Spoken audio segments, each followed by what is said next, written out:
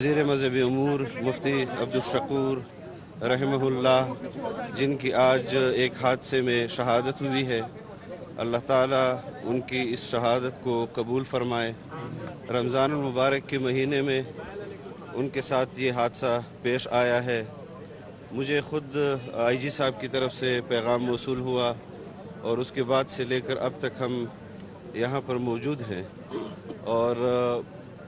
ہم سب کے لیے یقیناً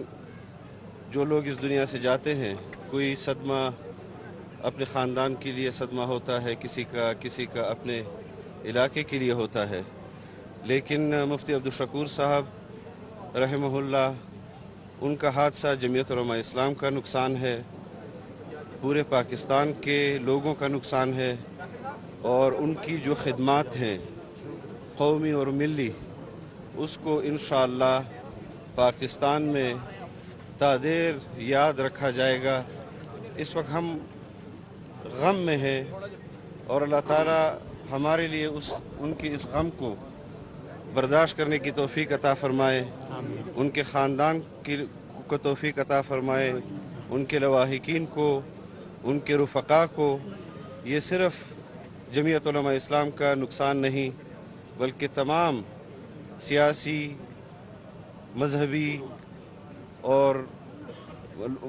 قوتوں کا نقصان ہے۔ یقیناً انہوں نے جس طرح قوم کے موقف کو ہمیشہ ببانگ دہل دنیا کے سامنے رکھا،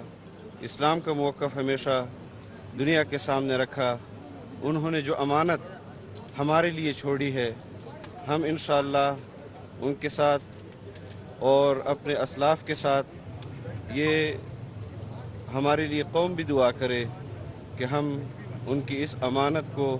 اپنے آنے والی نسلوں تک اسی طرح شان و شوکت کے ساتھ منتقل کرے۔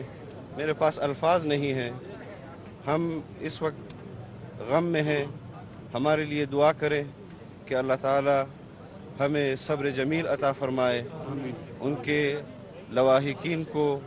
جمعیت علماء اسلام کو، جمعیت علماء اسلام کی قیادت کو، جمعیت علماء اسلام کے کارکنوں کو، ان کے دوستوں کو، عزیز و اقارب کو، بس انہی الفاظ کے ساتھ کہ آپ سے دعا کا طلبگار ہیں ہم، اور مفتی عبدالشکور صاحب رحمہ اللہ کی خدمات کو اللہ تعالی قبول فرمائے، ان کی شہادت کو قبول فرمائے، اور جنت الفردوس میں ان کو بلند درجات عطا فرمائے۔ ایک قدم آ جائے۔ بسم اللہ الرحمن